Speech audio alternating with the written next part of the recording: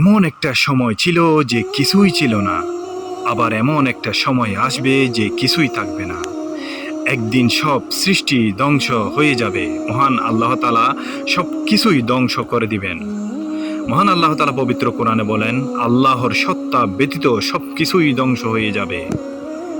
আল্লাহ তাআলা তিনি সৃষ্টি করেছেন, এই পৃথিবী তিনি আবার ধ্বংস করে দিবেন। হাদিসে এসেছে কিয়ামত অবশ্যই কায়েম হবে। তা এমন সময় যে কাপড়ের দোকানের ক্রেতা বিক্রেতার সামনে কাপড় দেখার জন্য মেলে ধরবে, কিন্তু দরদামও শেষ করতে পারবে না, কাপড় ওঠাতেও পারবে না। এক ব্যক্তি দুধ দহন করে ঘরে নিয়ে বসবে, কিন্তু তা পান করতে পারবে না। এক ব্যক্তি হাউস মেরামত করবে, কিন্তু তা থেকে পানি পান করতে পারবে না। আরেক ব্যক্তি লুকমা তুলবে, কিন্তু তা মুখে দিতে পারবে না। এমন অবস্থায় কিয়ামত কায়েম হয়ে যাবে। আরেকটি বিষয়, গ্রহ নক্ষত্র টুকরো টুকরো হয়ে যাবে। তাদের মধ্যে থাকা অণুগুলো ভেঙে যেতে থাকবে। এভাবেই সমগ্র মহাবিশ্ব ভাঙতে ভাঙতে পরমাণু হয়ে যাবে। আকাশ ফেটে চূর্ণ বিচূর্ণ হয়ে যাবে।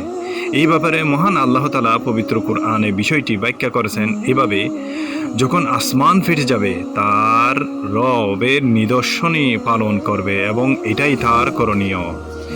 এই বিষয়গুলি আজকে আলোচনা করলাম এই জন্য যে যারা আল্লাহকে বিশ্বাস করে না তাদের জন্য মূলত এই বিষয়টি আলোচনা করা হলো। মহান আল্লাহ তাআলা আরেকটি গুরুত্বপূর্ণ বিষয় বলেন, তবে কি তারা কোরআনকে গভীরভাবে অনুধাবন করে না?